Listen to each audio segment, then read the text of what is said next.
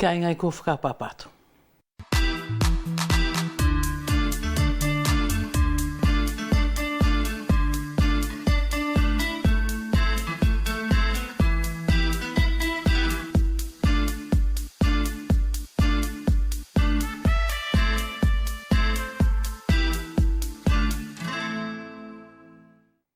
Vaha a fo'ou, tana noa fo'ou, fofonga fo'ou, ka inga ke hoko tu pe te aluanga, pe mo tatu kumilongo ki te uwhae, poko te utamai pe e tuanga ane e mā uuri i te kere matapule ani i Karitonia.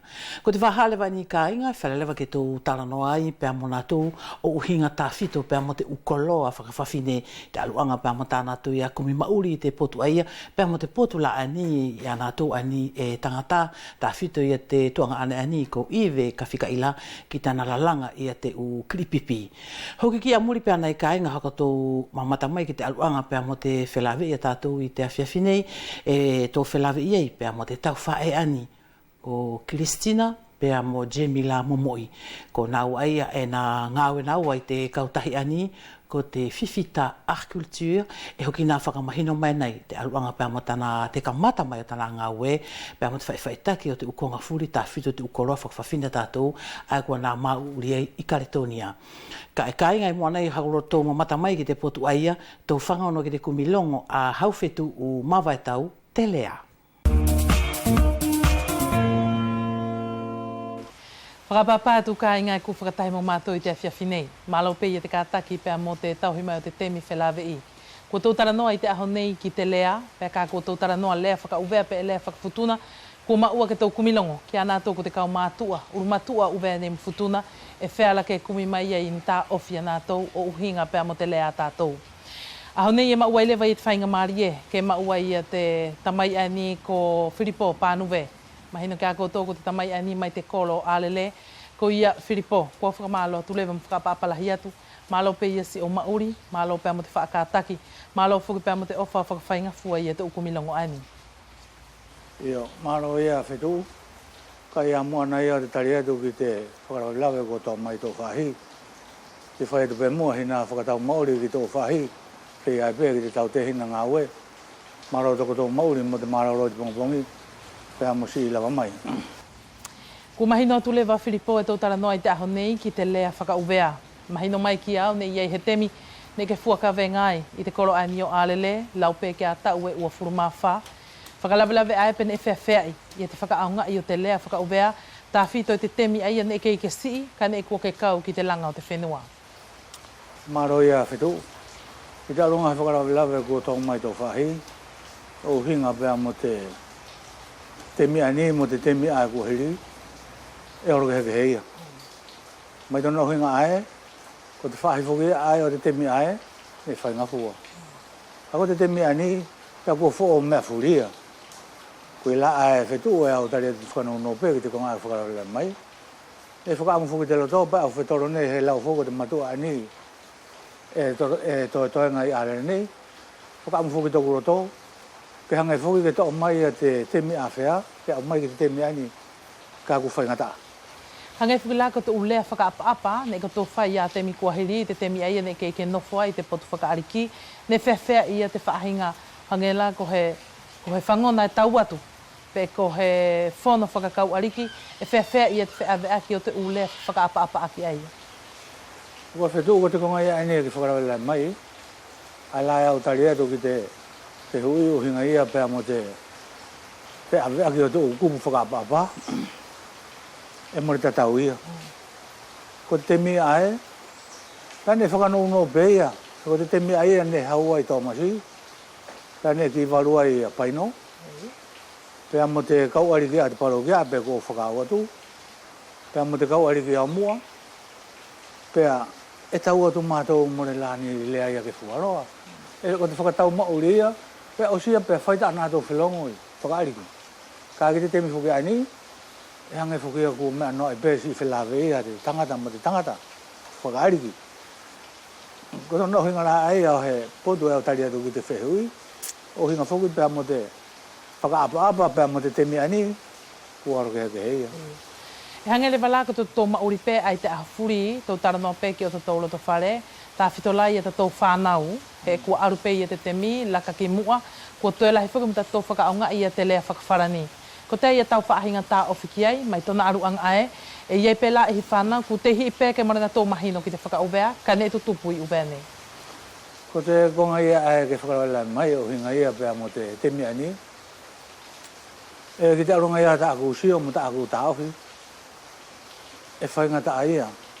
Ka pau ku whainga ta i te mea ni he ku aru whoki te temi e pe aru ia mo te ako ki mua. Ka ki te ui a ke whainga i ke ta ofi ia te u. Lea ae o te temi ae, mo re ke whakaonga ia. E hangai whuki lā ko te temi kua hiri, ka whakafōfua pēle wala ki te temi ai ni. Ne ia he temi ne ia lewa he whainga tā ia ne e whela vei pēr mo he loto whare, hangai le wala kua tonu ke tau kaku ki te whakaariki. Pe i te whihikere, pe i te i he whaahinga tūtāmaki pē o te mauri, e whea i mo ka hangai le wala, ko mātou ai ni kua tonu ke mātou oro kumi mauri, ki ana tō ko te potu whakaariki. Ko te ia te uparalau, mo te ulea e tonu ke mātou whakaongai, ki hangai whoki e whera ke mālulu wai, pēr mo ofa mai whoki i te potu i aia ki a mātou. Ko te konga ia ane ke whakarawala mai o hinga ia pēr mo te temi ae. Ne ko te potu whakaariki ia, hange la ko te potu la ni o te whaihu. Ko te whaihu ia mo ka he konga whoki pē kua whakai pē mate. Ko te konga ia ane marohi tona whai te temi ae. Ko te hange la ko te whaihu i whonei, e aru ki hahake. Ta ko te oro i aia o whai whelongo ia a te uariko hi whonei, pēr mo te uariki a hahake, pe aru te whaihu. Pako te aro te a te whaihu, mara kina ia. Mo hangai whoko te temi ani, kua hora whoko ia, ke oro ki te whakapaparangi. Ka ne ko te temi ae, ne ko te potu whakaariki ia, ne hangai ia ne mamaru o sia te temi ae. Ka ki te temi whoko ani, kua hangai ia, kua whoo te mea furia na tau whao. Ne lahi ni paralau ke whewhei e ke manatu i lai he whaahinga paralau la, i tona hangai la ko te tau atu o te whangona, pe ko te whakataritari a o te whangona. Ko te konga ia e ke whakarawala mai, ka paula ai ora atu ia nā tau kua nofo ia te family, pai ora te kau ariki a nofo kere usi. No nofo ia ki laro hange la mo pātere, pātere o te parokia, e ora tu nā tau no nofo si ki laro. I tu ia, ka e ko nā tau ia ai whare, e hoki ana tau whainga elewa ke ora ke la tau ariki ki whare, e hoki whai elewa te whaihu. Ne wheawe aki ni koroa ke whewhea, i hangai whukile wala ko tona wheawe aki i te temi nei? Ko te temi ae, o hinga whoki pēr mo te whaihu. Ko te whaihu ia i te temi ae, e hangai pēr, e te pēr hangai ke te tau mo te temi ani. Kane ko te temi whoki ae, ko te ukoroa furia, ne mo le lani koroa whakapaparang ia. Ko te koroa furia, ko te hangai la ko te whara whakawhenua, whakauvea. Pēr mo te ki manu, te ukonga ia ne to o ia te familia ia, oro whaia ki te whaihu. Tātou hiki mai pē Filipo, mai tona aruanga ai, ko ni lewa whoki kua tōtou e nofo mo tātou i te whaingau i. He ia pēr mo tō whaahinga whaingau, i te whaingau i whakamatapure. Kai tō loro tonga nei i te whaingau i ai a whakawhenua a tātou ko te kirikiti. E ia he u whaahinga tā ofi e ke nofo mo ia tā whito lai te u kupu mo te u lea e wheawe aki, mo kā kua hoko i te whelawe i ai loto. E maro ia whetu, ko te konga rewa ko ni kua ke hiki mai a tau whehui, uhinga pēr mo te ngau ia ni whakawhenua ko te kirikiti. Ka ki te angai a tāku tāwhi mo tāku mahino. E mahino pē ki te aruanga ia te ngau ia ni ko tuu tona whai. Ko te u ariki se aia mo te ariki kapiteni, ko te ariki se aia mo te toa ngu ia ki hemea. Ko te ariki kapiteni ko ia e taranga, i te ukoro. Ka ko ni whukia kua, ui mai a ko te konga whukia ani o hinga mo te kirikiti, kua o mai a e tonu ia ke kirikiti ia mua ia whea. Kare ko te temi ane whaitohi a ki pē ia. Ka ingai whakatupe mua hei e te aluanga o te kumilongo ma tātou ki te awhia whinei. E hoki tōtou e whelawe e pēr nei, ki te ua hoka hoko mai.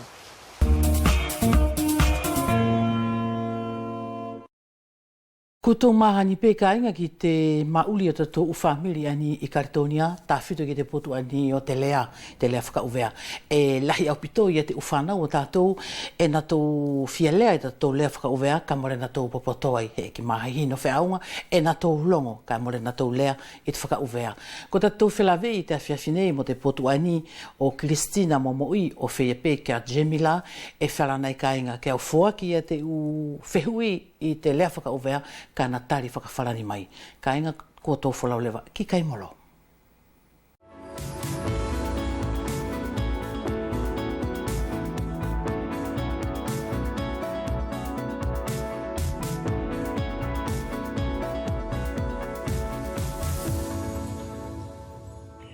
O hange pē ko te kukamata tū ka inga I te awahira tō Talanoa, ko te awhiasilewa ani, pē ko te waha ani, e whakatuhatuha tāwhito ia ki te u koloa whawhine, whakawhenua, e kua whaitaki pē e langa mauri ai, ia he uwhae mahu te hina kua kere I Karitonia nei. E tō whakatahi mo te potu ani o Kristina Momoi, o Wheiape ki tana ki ta ahine ko Jemila, Kristina e kua whakapapatu I te awhiawhinei, malo tau kātaki, malo pē whuki pē amosi au hake mai osi mai tāndu ki kai molo nei. I whuki, malo Mariani I au whakataki pē, pē mo te mau pē whuki au te aho nei, kai a mua si hoko atu o tata ki ngāwe, mo si a tā whia ilo mea furi, e tuku atu pē mua hina whakapa-apa. Kia nā tonu e tonu ke tō atu kia I whakaapa furi o te aho nei. Kia koe whakapoipoi kia ko tō mai futuna, pia e pē kia ko tō I uvea I whakaapa atu. Kia ko tō o hinga pēr mo te mauri, o mālo ki te anga te kātaki, mo te ofa te ariki ke tū mau te malolo, ke hoko atu ai pē ia te mauri o tō mauri whakawhenua, ko whakaapa atu. Ka inga ko te whelonhui a tātou I te awhiawhinei I te Talanoa e ko mahino pē kia koutou I a te aluanga ia pēr mo te mauri Karitonia a te tāwhito a te uwhanau o tātou uvea nei. E lahi a nātou e nā tō mahihino pē nā tō longo ki tā tātou lea I te whakauvea pē te whakawhtuna ka more nā tō palalau. Ko te awhiawhinei ne whakaamu tāwhito tōku loto ke whai a te whelonhui pē mo te potu ani o Jemila ko I a takitaki. Na whaingai a te ki ngā au e whakawhamiri a nātou nā tūlaki pē ko te awhiawhi ko te whelawe I a tātou kāinga e au whai anai, au tuku anai a te uwhehui whakauvea ka na tari mai whakawharani. Jemila malo tau kataki, pēr malo whuki pēr tau loto mālohi o whakakaku mai ki te whakahoha te Talanoa. Bonjour Nivi. Jemila I te whia ilo I te awhiawhinei e tuha tāwhito pēr mo te u ngāue e tūlaki e koe pēr mo tau whae ani ko Kristina whakawhetai I te tūlaki o te konga aia. Ko te kautahi ani e korua tūlaki e korua ko te Fifita Culture. Whakamatala mai pene e whewhei e te aluanga pēr mo te kamata takoro ngāwe. Alors, Fifita Art Culture, ça a commencé quand maman était en séjour sur Wallis.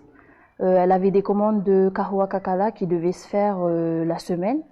Et nous, ces enfants, nous avons pris la relève, on va dire. On a fait ces commandes qui ont été commandées, en fait. Et c'est de là que c'est parti Fifita Art Culture.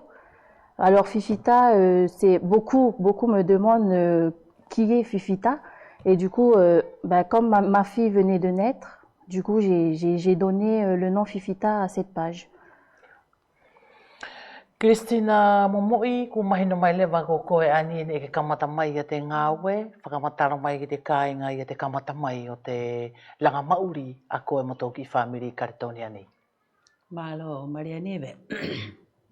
I te kamataanga o taku whakatūlewa I te ngāu ani, nau hau mai uvea I te hiwa toru. O taru mai ai pē I taku hauke he ni, ma taku sio pē te mauri, ne heki mao heki ngā papalangi, au no whapei whare o sio ke aku ki whanau. Pēa ne kamata ai pē lewa I taku whakaukau, kau kamata aki te lālanga. Aru pēki te uki whamiri au sio e ovi mai pēki te kulotu whare, o kore ke eia te ufula o kau, o kore mai te ufula o kau, hau whai taku uki ngāwe eia. Inu mea nei? Kamata aki te la ngāwe, aku inu mea nei, aki te whai o te lālanga. Pea hoko atu lewa, pea aru pea muri i tahe uki family au sio e ki te unga o te tākie. Ne au kamata taku tākie a ki te uki ki lātio e tūsio. Whai a ki te utākie. Pea whakamuri ko au whakakau pēta ko tahi. Hange pē ko he konga e hātu i te whānau. E whawhora pē te kie ki te lau papa. Pea e ke mau ai pē te whakakau. Pea mo te konga ai tonu ke tohi ki te lau ki te kie. Kau whawhora he kie ki he lau papa. Pea kau hiri toku ni mā ki taku kie. Pea ko te mea pea ko e mai toku ata mai ki aruke te peni. Pea ko te mea pea e tohi e te ni mā ki te peni. Hoki hiri pea hoki au pena, pea hoki kou ilo lewa tona anganga o te kie. Pea matarele, pea matakovi. Pea e au mau pea foki e tona matarele i taku whai te ulanu o taku ngāwe. Ui ai Maria Nive ko te kamata anga ai au te ngāwe re kamata i te lalanga o te whala. Hene ko te unga ana hau mai o vea. Pea au whai ke he foki taku nofo ai more au whai foki hena ngāwe ka ne mahani peo ku ni mai au ngau peta au furi. Pea au whai lewa te manatu ka whai te konga aia. Pea whai hiri mai ko hau ko te tākie. Whai mai ko te tui, ko hiki mai ki te tui. Ko te nofala ani a te whinamatu ani Maria Nive. Mori ke he mea e puri ki ai. I te ungawe. Ko te ki ngāwe tahi whakawhenua e mori whiara taku whai Karetonia nei. Ko te whai o he ngatu, o he koka. Ko te tutu e toku loto whare ai, toku konga mea mauri ai. Ka e au taanga o awe ki uvea ki taku ki whae, mo toku uki te hinage na tō whai tō koka. He more whiara te ngāwe, ai ke whai e he ngāwe i Karetonia nei, he ko te ngāwe tonu ke whai e kaunga mari. Ko e nāla Maria Nive, i te kamataanga mai o si whai o se aku ki ngāwe i te whenua ani. Pea kua hoko mai pē, e si u whanau. Kua sio mai pē ki te unga au whai, pea mai pē o sisio. Pea ui atu ki ana tō sisio te mata, pea na whokilalo whai hau ngāwe. E ke iloi ko te whae, more mauri horo atu. Ele te kua tukui foi a te whae ki te kilalo, ai more ke ila whae ngāwe, pea ko tō mai tō ngāwe. Au nā ko tō wharara ki taunga papalangi, heo pe taunga papalangi i te mahina. More whiara ia ke na punu furi, ia tō uwhai ngata, ka iloa. Ka ke tau nofo ai whare whahau ki ngāwe, e mau pe tau ki foi PSC i te mahi, i te waha furi, o tō koni ai pe ki te mauri o tō ki whamiri. Ko i la ai Maria Nive, hina konga o tari atua, i o hinga mo si i whehui, ko ke tuku mai o hinga mo si kamata mai te uki ngāwe, o hoko mai ai mo ko kaku mai ki te teminei, ko toi muri pesi uki whanau, mo te umoko puna foki. He au whia loto pē, ke na tō mauri i a te ungaue ki te whakahoko. Nā oro si sio mo tutongi ni i ahai, kako si ungaue ki te rākanga nei, kua tutongi au, mamafa au pito. Kai ko te ukonga pē whiara takita ngau, takita whakakaukau i pē o whai loto whare. Tōna ngata. Kristina, niko tari e te tupuanga tau mawai mai lewa i te tā ki i whenua masiwa tāua i a uvea ka ke kaku mai lewa ki Karetonia nei te iwangu whurumatoru. Ne whenei lewa ta mā mai, niko toko hana ne mua mai ki Karetonia nei i te tau pē aia i te hiwatoru. Pē au ui lewa whenei, hene mau lewa te ki ngā papalangi. Pē a kore lewa i te mārolo te ako, ke au hau lewa ki Karetonia nei mārolo. Pē neko te mārolo ke tōririu ki api. Pea kua ke mahino pe Maria Nive ki te umauri, ka kua ke riliu whuki koe tahi pe ki uvea, ka nofo te matu aia te tahi whai, e kua tō mahino pe ki o nā nganga o te mauri whakatātou. Ai ko ia ai au, ne kua tō riliu mai ai perewa, o nofo isi o kua ohana, i taku ki i te mauri Karetonia nei, o kako mai lagisi i rakanga nei. Ko te mea pe whai ka kua tonu pe ke olo ki uvea, ko te ki anga e whenua, pe ko te whakasio perewa ki te tamai mo te whae. Pea mo te ki i whamiri pe foki. Ko te mauri a tātou Nive e whea pe, kua ke aru ki uvea pe ke hau. Ka kua ki ta nofo pe i te kere ani, ka ko tō tā ia whakakaukau tau pe i tō tāua api. Ka ne whainga fua pe, Kristina Momoi, ia te aluanga pea mo te kamakamata o tau mauri, i te langa tau mauri, i tau mai ki Karetonia nei. Seo mai Maria Nive, ko te mauri i tona kamata mai e whainga ta au pito. He ke alumo i tō uki i whamiri, pe ko ke lepe si u whamiri, ka whora whaupehina o nofo i he whamiri, e pe ona lei e ona kovi. Pea whailewa te uki i whakakaukau, ko te ukonga mea ne nofua i si uki i whamiri tātou, oro lewa e maua o langai si ki mo i tariawe, o kamatai te mauri. Pea ne mori fuaro whau te mauri aia, ne mauri ai mahina pē whā. Pea ma whailewa ia te whanolahi a te konga mea aia. Pea ne e matou tālanga lewa e nātou. Pea alupe lewa whai si kore kia nātou. Na e maupehe ki api i si konga mea nei kua matou hui ki la ki te lakanga nei ki ai. Pea ne e kua whaka ima e te upapalangi. E whakalongo. Pe e whea la ke mauhe ki inofoanga. He ko te u ki inofoanga kua whakatuha pe ki i te uwhamiri a e tonu ke hiki mai ki ai. Pea whai atu pe niwe kua lange o whapea maria matona alo. Ki te whe oro ake ae mo te uwhainga ta awhea. Ma uwhainga fua pe te ki inofoanga. Ora tu pe te aho ane hiki atu ki ai. Hiki atu oi mai pe nai e ia ae takitaki. Ko ni kirisi, mo ariki, ko maotokolo ki inofoanga. Ko te tau mātua ne tonu ke o mai ki ai. Pea kua hiki nā o ki te tahia u konga i tahia patimo. Kai mai lewa siki anu whaanga ani o mana no whai maria niwe. Mai te hiwani mā o kako mai la ki te mi ani si mā uri ai. Jamila e mahino mai tau whae ko te ngāu e whakawhenua furi mai te lālanga ma te potu ani o te tuikakala, te tākie e na whai ka eke sio. E ke, ko te atau tā ofia koe ki te konga aia, e ke poto e te whaitaki o te ngāu ani, e whai e tau whae? Alors Nivé, oui, bien sûr. Comme maman le disait, voilà, elle fait ses travaux artisanaux, et ben on vient, on regarde et on s'assoit pour apprendre.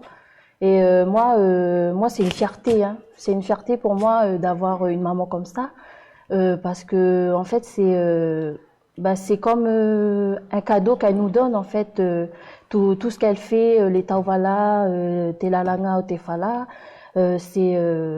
c'est pour nous plus tard, pour nos enfants, voilà, avec les descendants futurs. Ça nous permet de ne pas pouvoir acheter avec d'autres personnes. On peut les confectionner nous-mêmes. Ko tōna la ohinga i te miani, e ko ke potoko i te lalanga tauvala. Oui, voilà. J'apprends. Là, je suis en train d'apprendre avec maman surtout les finalisations du tauvala. Et fait te fala? La natte, j'apprends parce que comme maman les faisait les nattes à la maison, dès qu'elle partait, on allait en cachette pour essayer de faire comme elle. Du coup, voilà, on apprend tout doucement, mais ça vient. Ko te kahoa la ana e ke tau koe, ko te ukon la ni tu kahoa, ko ke poto ai koe. Oui, voilà, ça y est, tous les kahoa kakala, même les plus jeunes aussi, ils le savent déjà. Là, j'ai ma nièce de 16 ans, elle le sait déjà le faire. Te kahoa kakala fe nei. Voilà. Ka ke iloi mo lau poto tu kahoa kakala. E ke iloi mo lau poto tu kahoa kakala. Iau. Au hau mai uvea, au pala lau lele te lea whaka uvea, ka e morau poto. Ko te ate mea ke longo i tō loto, tau ilo i ae morau poto i te tui ka hau ka kala ka o mauri uvea. Là, je suis, comment dire ça, je suis fière de moi. Parce que je sais que, voilà, même si je n'ai pas vécu à Wallis, dans notre Fénois, au moins je sais... Je sais notre culture, je sais faire les travaux artisanaux de chez nous. Ko mahino mai ki resi tau ki whanau, ia tana tō mamana ki te ukongani, ki te ungaweani e ke tuulaki e koe, o hangela ko te lalanga o he whala, ko te whaiwhaitaki o te taowala, e ko te ukonga furi aia e ke whaiaki e tau ungawe aia e mai whea, e ke mau mai whea. Ko te whala e hau maupea i toku ria api au nofo ai, i toku ki lalo a kau pe, he au nofo i te api tu i lalo. E tu pe te ki ngā oe anga, te uki i fula o kau, te ufututu, ko te ukongalai au te whala, e maupea i whare. Ka ki te tau whala, e au alo o si ki uvea newe ki to tā api, o whakau mai ai te ki i mo i whau. Langi ui whenei pelai se o kuki i whamiri ai mauri i uvea. O ia ko tana haurewa ana whakarele tātou ki te tūwao. He kā kua o loto peke olo ke mo au haku ki me angawe. Pea paha peke ana toi uvea kua o alu atu. O koe kona toi whenei pe, a ko tana hau pe ana ko te ngahi whau. Pea more lato e lupei, a more lato e holoi a niwe. Ko te pato pe te whenemato ai a ni ki uvea niwe, maria niwe, E tō pē te ahone, a pongo e te wao ia. E pē whene pē taku tara kia nātou, e maupe o koloa i o ni maa ma tau whakakaukau. Mo le whea ke hoi hau noa hou koloa, kailoa, hau ki ke ngau e pē mau hau mea. Pē koe nā ia koto ani mauri uvea nei, e maupe te mea kai a te puaka, mai te wao ko te whoini matu, ko te a te mea furia ke mo te lau akau, te lausi, te mea whei. Kai koto olo pē mo toko tō piko elo, o olo tō mai te utanga whangai poka, ai to tongi. Kai tuku te whoini matu ae ke arutai mai o whanga ki tau manu. Ko ia ae Maria Nive, ka aku atu ki uvea, ko te ki moi whau e kumi mai mai uvea. Pea ko ia ka ki te moi lau akau le vai a te whara, e maupe ia i heni. Iyo.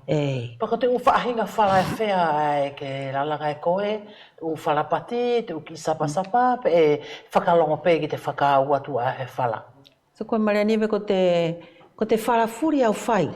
Mai te whara lalahi, te whara liriki, ki te whara whariki au te loto whare, e tō lau whara whene, ko tō ki whara lotahi, whara sapa, ko tō ki konga aia, e whakahoko furi pe au, ia te whahinga whai o te whara pati, e au whai te u whara hange pēla, ko tō whara ani e tatau mai, tōna u pule, ka ki te u konga ia aia Maria Nive, ko ae pene kua watuana nei, ko te ngāwe ia ka whawhola kako ke i te nofo pego ki lalo ko he whara ke whai, ko te pure i ai ko hau ki tō atamai ke whai, ko i mea pēa ka ke ngāwe i ki tau ngāwe ai ko ke amanaki ki ai.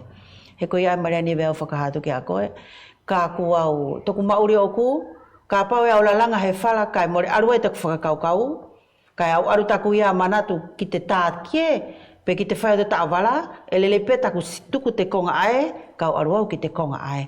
He ka pau au whai au te whara kai more arua i taku ia manatu, ko te konga ai anive mo le whara e ke haere te ngāwe. E haere tuu. Ka kau whai te ngāwe ai ko aru kai taku whakakaukau. Mo le toi mio whoki a Maria Nive. He au paralau atu la au i te aho nei. Au whai he whara pati. E whara pule whenei hange ko te whara aini e tō nofo moia. E au lau peki te mahina katoa. Kai ki te whara fo i whata. E au waha alua, waha atoru. Te lalanga o te whara ai. Ko toko tahi pe? Ko pe toko tahi au whai. Ai pēna i mai e te whanau. Ka kua o puri whakau ke whai, ko tana tōro aia o whai te o ngāwe i te whara. Pea au mahino pē whuki he au aru pē, pea au hao sio ki te ngāwe, e more koia. Kai kua o tuku ai pē, he kua o pea kau sio e lelei, pea tuku ai, pea kau sio more lelei, pea ai vete whuki, he more fia api whuki he mai kovi ke he tahi. Ko nā Maria Nive si konga au tari atu, uhinga mo sao whehui mai, uhinga mo te ki ngāwe. Ka e whea i Kristina ia te potu ani o te u ki kahoa, te u vee, e ko te u ka kalafuke ai a tātou e au longo whoki e more mau ke whea i karetoni anei, e whea te u ka kara ai e tō u whaai. So mai Maria Nive ko toko loto whare, ko mau pe te u ki fuka kara ai, ka kahangele wala ai ko te temi ani, ko te lakanga ani o te temi e honge te kakala, tona te mea wahai, pēo mo tona mea tui. Pakau sore vai ko ia heuki konga e whakau mai more au ma whaonga ia tōki mo kakara, pau alu lewa ki tōku ki whamiri pe au ilo i, e hona ufu kakara o totongi. Pe a ka pau e au aru e totongi, pe a ka e au awatu te ki fo i PSC, hau le fuki ko tona mauri anga. He ko tātou furi ai, ko tō fu kakara tu i tō roto whare, i tō api, e wheala ke whakaloi pe, ia he ki whalanima, he ko te mea aia tō whetoko ni aki ai tō mauri. Ka ki te kakalaia, kuma ope te ki fo i kakalaia e tō kōlo to whare. Kuma ope te ki fo i mohokoi, te ki fo i kori, te ki fo upua, te mea wahai, ko te langakari, ko te mohokoi mātala, ko te ukakalaia kua ma ufuru peso kōlo to whare. Mo te akau ko te whā, ko te u mea furi aia kua ma ope te kōlo to whare. Ko ia aine kua u manatua i pē, ke whai heu ki ngā whenei, pēne e whenei pēta utari ki tak whanau. Au alu ki uvea e iei te u whakao kakara mai, pe e more whala kau whakawhisi he ko toko tau ako a ngā aia. Te au puri he lakanga, kai ko tau iloi te unga au e tonu ke whakaoko. Ko kahoa e torungo furu ne au alu ki uvea te waha aia kai tonu ke whakahoko ke whai, ne au fia au pita osi au niwe taku longo mai uvea, kua osi furi te kua ngā i tana tau whakahoko. Na tau whakahoko aki ia tana tau mālama pe ae ki te ukonga ne au whakasi, ne na tau mai sisio. Ne heko mai whina tau Maria Nive ono nofo, ki lalo whai he ngāo, ko tāna tō sisi ope. Pea nei where peta ko iange, more au whakawhisi, heko te ki ngā nā tō i atu e more whēara he au aluki he, Ko te konga re wala ai, ko te kamata anga ai o takotou ngāue, ai mo re he whae sio atu, o whakatonu tonu koutou. Kau iloi pe koutou o mai o sio i taku ngāue, e koutou puke heki i konga e au whai, pe kailoha, pe ko takotou pe sisio. Pe ne kua fia au pito niwe taku nofo i he, kau longo mai ki tana tau. He na tau pāke pe te uko ngā whakamangi ki au. Kau e mai ko te mea e whei, ko te mea e whei. Pe na tau muri pe ki ai. Ko ia e maria niwe au fia au pito o siau i te uko ngā na tau whakahoko. O hinga pe matu ki ngā whakatātou. E whera ke maue to ki ta mauri, te ungawe, mauhinga ani e ke palalau mai ki ai Kiristina, ko te lalanga, ko te tuika hoakakala, ko te tākie, e maue to ki ta mauri e te whenua ani. E au e niwe ko te toe mauia, ko te toe koloia ke mauai.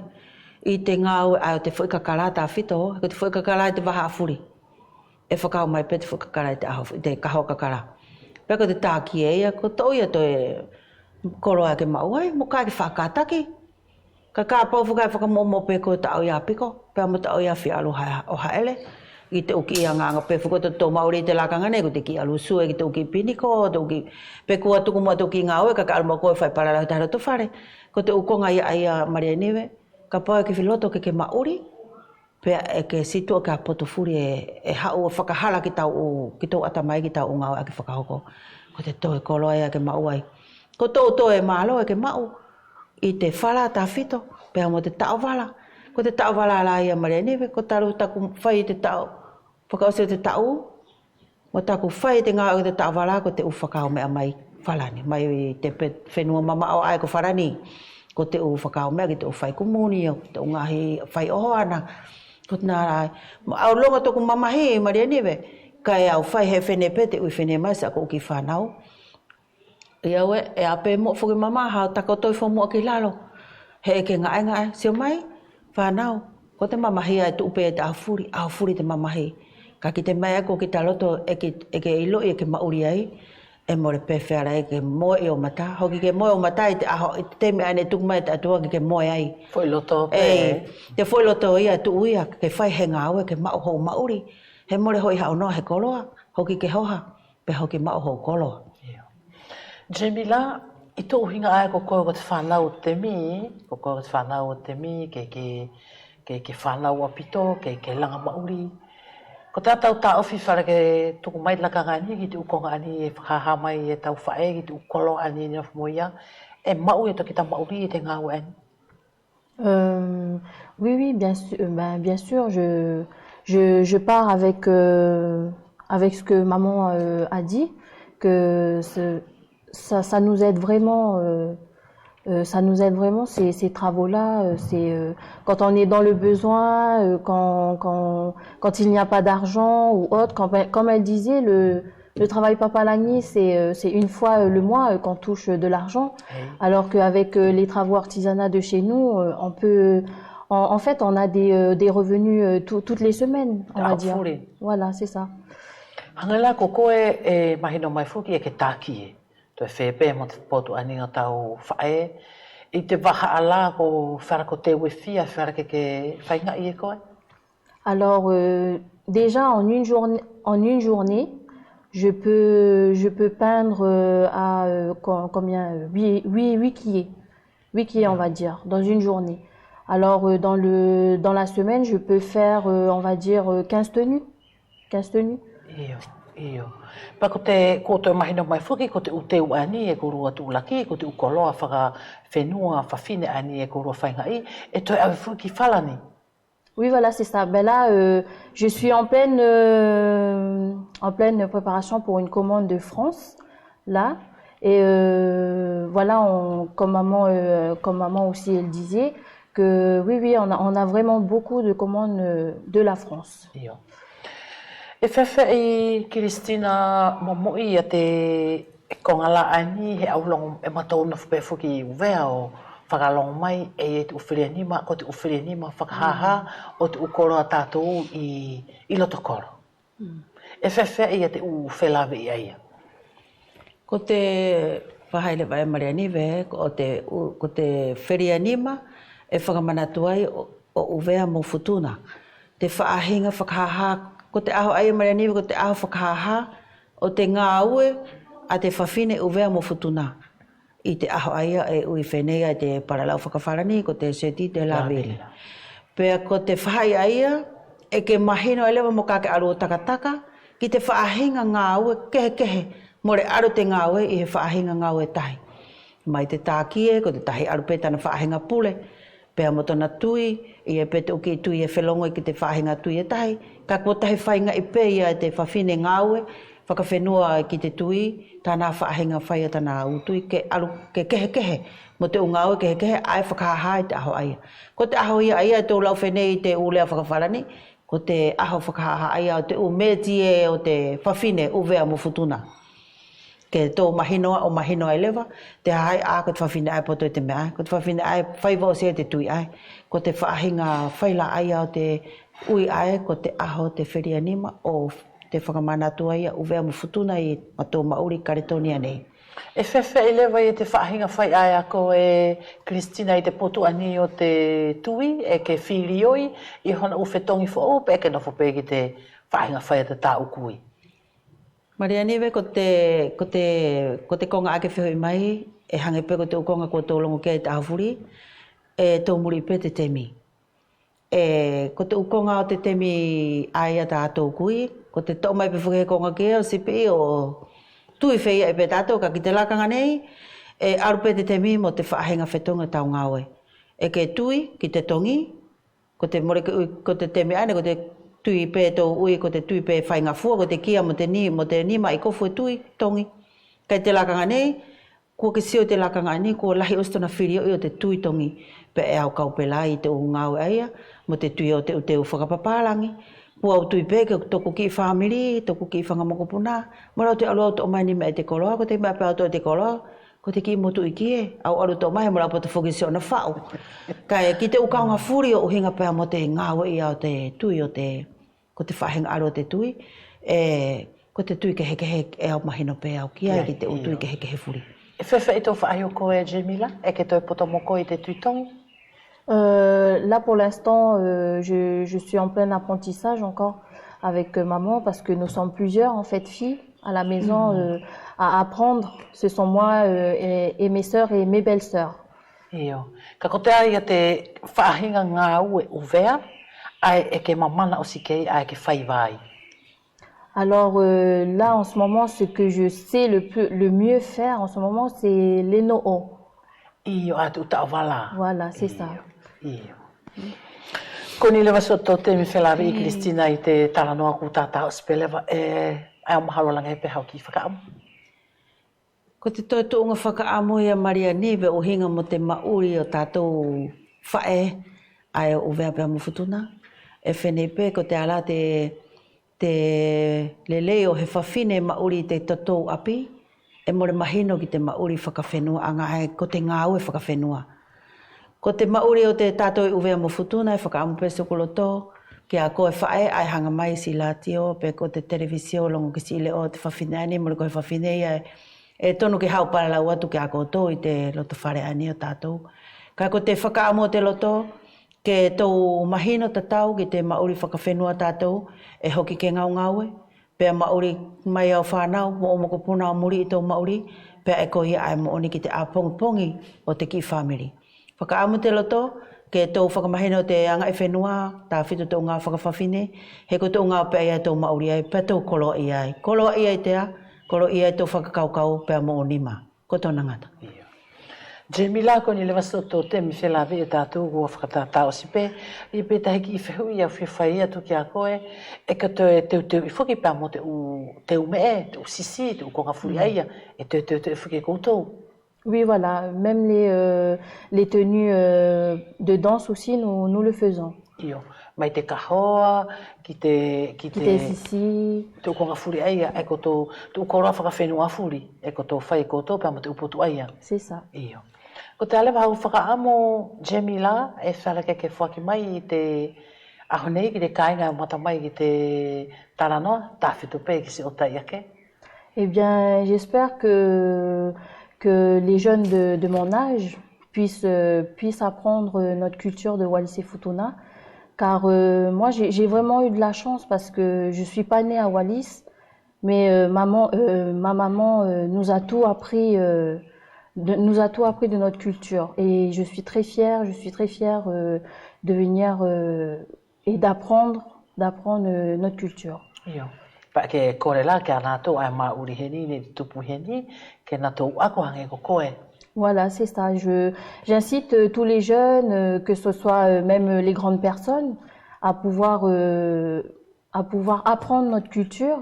Enfin, surtout les personnes d'ici, de la Nouvelle-Calédonie, et puis de la métropole aussi, car nous avons beaucoup de demandes de cours. Si nous faisons des cours de Tui Te Kakala, des nattes et tout. Et il y a beaucoup de personnes intéressées, mais comme maman le dit, il faut donner de soi-même. Il faut donner de soi-même. E o korea tui te whiawhine ke tohi te koe ingoa ka oro tu ke ako mai e te tui e te kahoka kala. Kui ka inga ko set lewe tau whilawe i te whiawhine, whakawhetai i te poto ai ni o Christina, whia ki a Jemila, ke manu ia i e takoro ngawe. Mahalo, Maria Neve.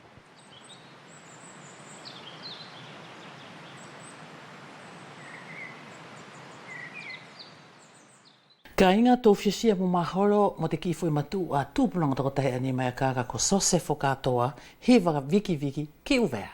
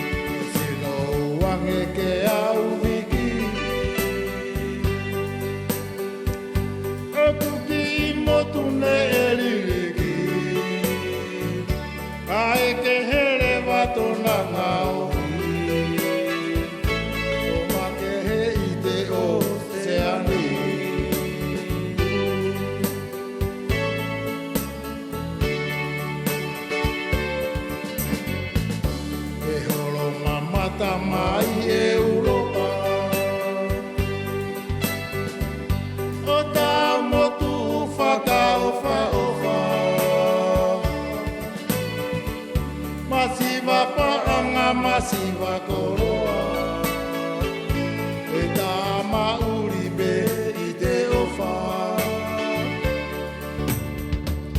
e horo mamata mai e Europa o tā motu whakaofa ofa masiva paanga masiva koroa e tā mauri be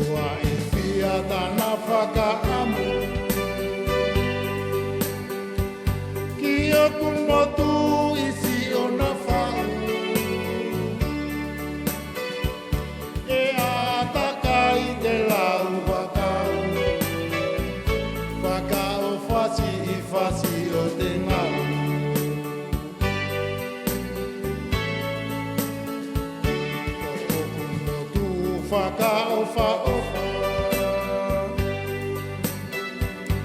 E tau ine atu kauola.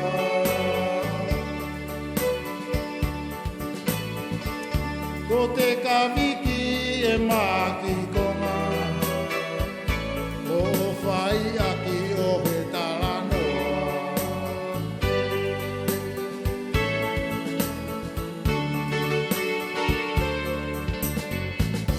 E holo mamata mai e ulopa. O tā motu whakaofa ofa. Masiwa paanga masiwa koloa. E tā mauri pe i te ofa. E holo mamata mai e ulopa. O tā motu whakaofa ofa. Masiwa paanga masiwa koloa. E tā mauri pe i te ofa.